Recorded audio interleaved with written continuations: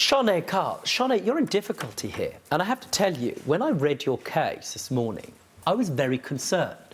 And I should tell you, at first instance, considering your papers, despite how eloquently you put your case against your dad, I was about to dismiss your case completely, because your primary application against your father is for breach of contract. In other words, what you've said is, we have an agreement, it's a legally enforceable agreement, he was to sell the car. When he couldn't sell the car, we came to another agreement and he was going to pay me back each month. And that's what I'm here today to sue for. I would have rejected that out of hand. And the reason I would have rejected that out of hand is because you don't have an enforceable contract. You're his daughter. Yeah. The court consequently implies that there's no intention to create legal relations, that there's no enforceable agreement between the two of you.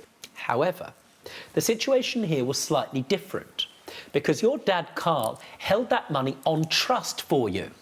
In other words, he held property with a specific purpose and promise to look after it for when you got back.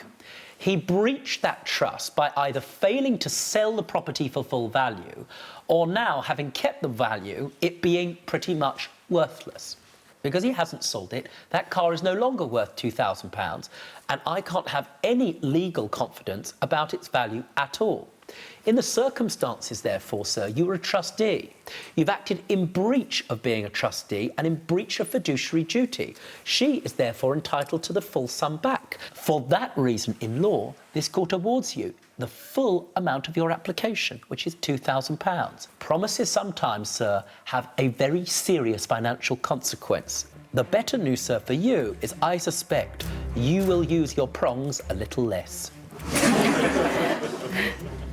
Correct? Correct, Judge. Shani won her case and was awarded the full amount of her claim.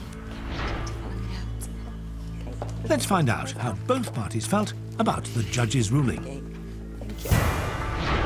So I feel like I got a very fair ruling, as you was unfair to me as your daughter. We made a very clear agreement to sell my car and give me the money, and you held the car. Just technically, I don't like the use of the breach of trust. I understand what he's saying.